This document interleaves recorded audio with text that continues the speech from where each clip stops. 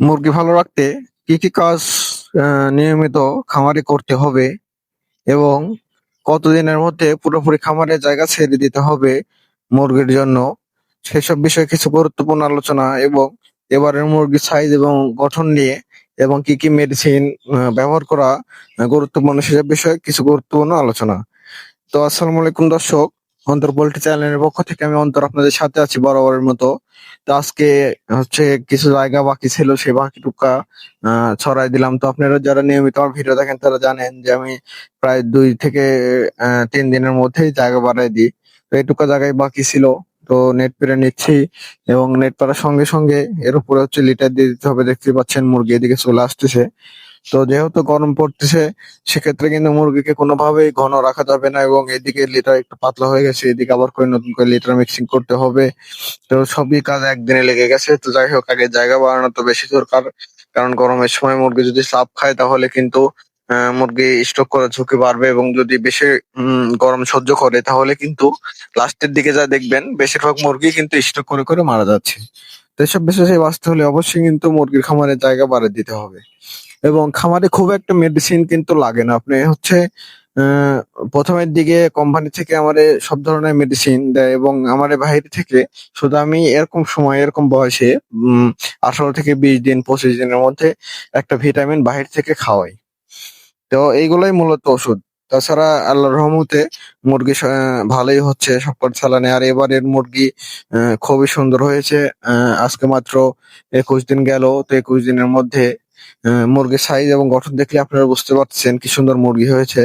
তো তাই ভাবলাম যে কোনো রকম ভাবে দেরি করা যাবে না, আজকেই জায়গা বাড়াই দিই। তাই এদিকে জায়গা বাড়াই দিচ্ছি এবং জায়গা বাড়ানোর সঙ্গে সঙ্গে ডিঙ্কার এবং খাওয়ার পাত্র কিন্তু দিয়ে দিতে হবে।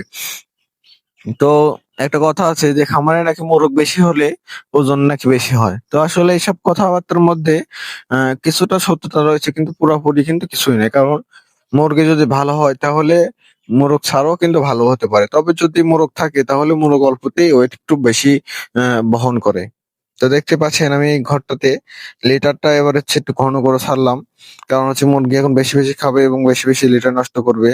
এবং বাদ বাকি সব জায়গাটুকু আমি হাংলাই দিয়েছি, এখন লিটার মিক্সিং করব। তো আমি আপনাদের দেখাচ্ছি যে এবারে মুরগি আসলে কত সুন্দর হয়েছে এবং মুরগির সাইজ প্রায় সবগুলারই একই সমান এবং নতুন নতুন খাবার বারবার দেওয়ার কারণে মুরগি কিন্তু একলা একলাই খাবার সবসময় খাচ্ছে। তো দেখতে পাচ্ছেন মুরগি না তাড়াতে আমি চুপ করে গিয়ে দাঁড়াইছিলাম। এইসব পাত্রে যে পরিমাণে মুরগি খাবারে লেগেছে, আসলে দেখে আমার খুবই ভালো লাগতেছিল। আর সবগুলো মুরগি প্রায় এক সমান, খাবার পাত্রগুলো সবই সম পরিমাণ ভাবে কিন্তু আমি উঁচু করে দিয়েছি। তো এসব বিষয়ে আপনাদের নজর রাখতে হবে। আপনাদের খামারে অবশ্যই অবশ্যই কিন্তু জায়গা সময় অনুযায়ী এবং প্রায় 20 থেকে 22 দিনের মধ্যে পুরোপুরি ঘর ছেড়ে দিতে হবে এবং গরমের কালে একটু মুরগি কম নিতে হবে। তো দেখতে পাচ্ছেন আমার খামারে মুরগি কিন্তু এখন পাতলা পাতলাই আছে। তো এরকম পাতলা পাতলা করে রাখতে হবে এবং খামারে পর্যাপ্ত পরিমাণে ফ্যানের ব্যবস্থা করতে হবে, কারণ মুরগিকে কোনো সময় এভাবে গরম খাওয়ানো যাবে না। আর গরমের সময় একটা জিনিস, লাস্টের দিকে আপনি একদম 2.5 কেজি 3 কেজি ওজন করার চিন্তা ভাবনা না করে মুরগি মোটামুটি 2 কেজি পার হলে বিক্রি করার চেষ্টা করবেন, কারণ গরমের মধ্যে যে কোনো সময় একটা বিপদ আপদ ঘটে যেতে পারে। তো সুপ্রিয় দর্শক, আজকের মতো এই ছিল। চ্যানেলটিকে অবশ্যই সাবস্ক্রাইব করে লাইক কমেন্ট দিয়ে পাশে থাকবেন। ধন্যবাদ সবাইকে।